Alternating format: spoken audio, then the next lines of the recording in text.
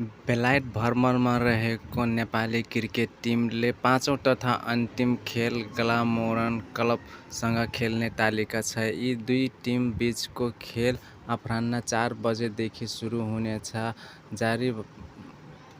जारी भ्रमणमा नेपाल अहिलेसम्म अपराजित छ। नेपालले कायर विश्वविद्यालयको न्युपोर्ट क्लबलाई 3 विकेटले हराउँदै आफ्नो जितको सुरुवात गरेको थियो। त्यसपछि एमसीसी विरुद्ध नेपालले 123 रनको फराकिलो हात पारेको थियो। तेस्रो तथा चौथो खेल क्रमशः 73 रन तथा 5 विकेटले एकतर्फी जित निकालेको थियो। चौथो खेलमा आसिफ शेखले 42 बलमा 13 चौका र 1 छक्काको मद्दतले 84 रनको नटआउट पारी खेले। आसिफले अब एक दिवसीय खेलमा पनि त्यही लयमा खेल्न आतुर छन्। सोमबार ग्लामोरन क्लबले नेपाल विरुद्ध आफ्नो दोस्रो रोजाइको खेलाडी उतार्ने सम्भावना छ, किनभने काउन्टी च्याम्पियनसिपको लागि पहिलो रोजाइको खेलाडीहरू खेलिरहेको हुनाले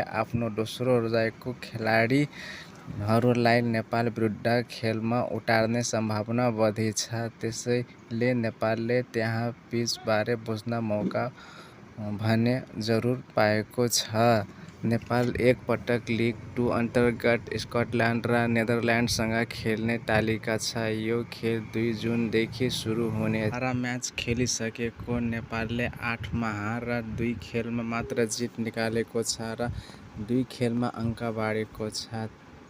नेपाल 6 अङ्कसहित समूह पुच्छर